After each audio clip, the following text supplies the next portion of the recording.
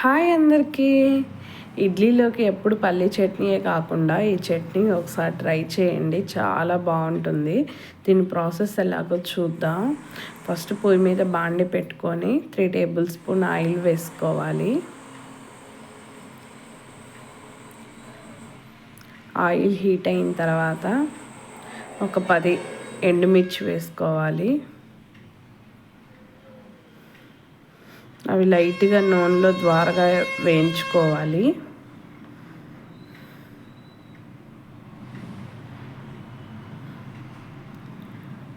సిమ్లో పెట్టుకొని మాత్రమే వేగనివ్వండి, హైలో పెడితే మాడిపోతాయి. వేగిన తర్వాత ఆ ఎండుమిర్చి మొత్తం ఒక ప్లేట్లో తీసేసుకొని అదే బాండీలో ఇంకొక స్పూన్ ఆయిల్ వేసుకొని ఒక 2 ఆనియన్స్ చిన్నవి ముక్కలుగా కట్ చేసుకొని వేసుకోండి. అవి 5 మినిట్స్ వేగనివ్వాలి. 5 మినిట్స్ వేగిన తర్వాత 2 టేబుల్ స్పూన్ ధనియాలు వేసుకోండి.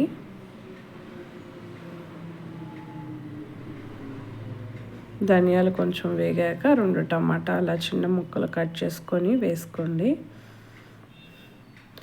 అవి మొత్తం ఒకసారి కలుపుకొని ఒక 10 చిన్నులపై రెమ్మలు వేసుకోండి. దాంట్లోనే ఒక చిన్న నిమ్మకాయ సైజ్ అంతా చింతపండు వేసుకోండి. అవి వేసిన తర్వాత ఒక 10 మినిట్స్ ఉడికించండి.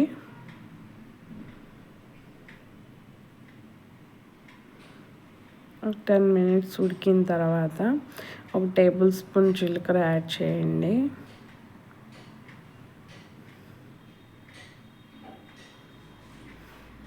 జీలకర్ర వేసిన తర్వాత మళ్ళీ ఒకసారి కలుపుకొని ఒక 5 మినిట్స్ ఉడికించుకోవాలి.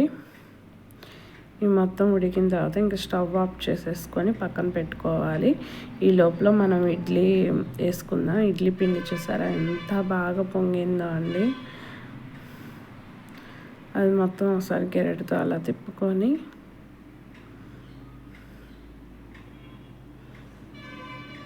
నిండుగా ఉంది కదా, కొంచెం పక్కన పెట్టి నాకు కావాల్సినంత పిండి తీసుకొని కొంచెం వాటర్ పోసుకున్నాను.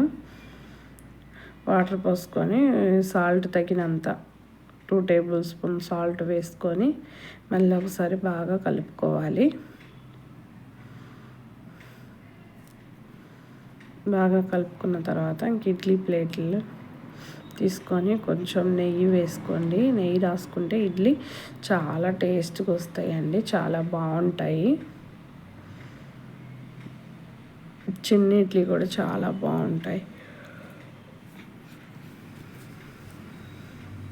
ప్లేట్కి నెయ్యి రాసిన తర్వాత మొత్తం స్ప్రెడ్ చేయండి. ఇడ్లీ బాగా వస్తాయండి. మనం ఇంక ఇడ్లీ పిండి వేసేసుకోవటమే. మీరు పిండి నైటే రుబ్బి పెట్టుకోండి, ఉదయం కల్లా బయట పెట్టండి, ఫ్రిడ్జ్లో పెట్టకండి. బయట పెడితేనే పిండి పులిసి బాగుంటుంది. నెక్స్ట్ రోజు పెట్టుకోండి ఫ్రిడ్జ్లో. వేసిన రోజు మాత్రం అస్సలు పెట్టకండి.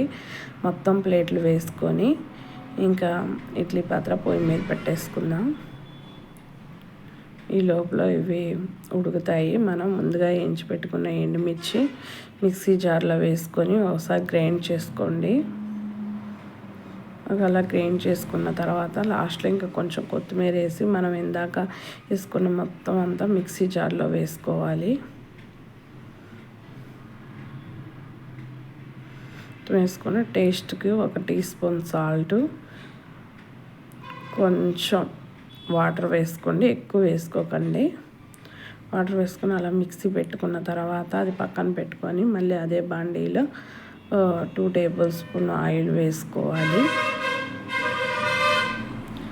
1 టేబుల్ స్పూన్ ఆవాలు,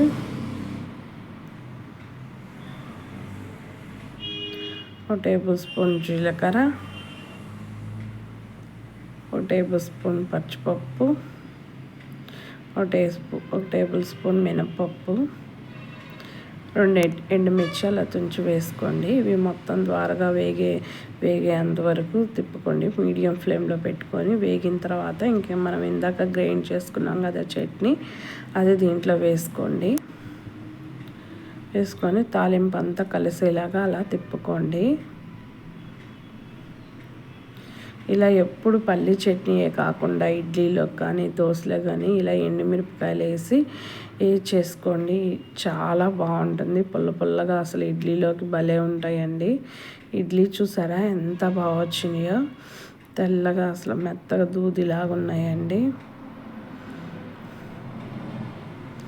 ఇడ్లీ చేసుకొని ఆ చట్నీ ఇడ్లీలోకి అయితే సూపర్ టేస్ట్ ఉందండి. ఈ చట్నీ పుల్ల పుల్లగా చాలా బాగుంది. కొంచెం పైన అలా నెయ్యి వేసుకొని తింటే ఇంకా బాగుంటుందండి. ఖచ్చితంగా ట్రై చేస్తారు కదా. ఎలా వచ్చిందో నా కామెంట్ సెక్షన్లో తెలపండి. నా వీడియో కనుక మీకు నచ్చినట్లయితే లైక్ చేయండి, షేర్ చేయండి, సబ్స్క్రైబ్ చేసుకోండి.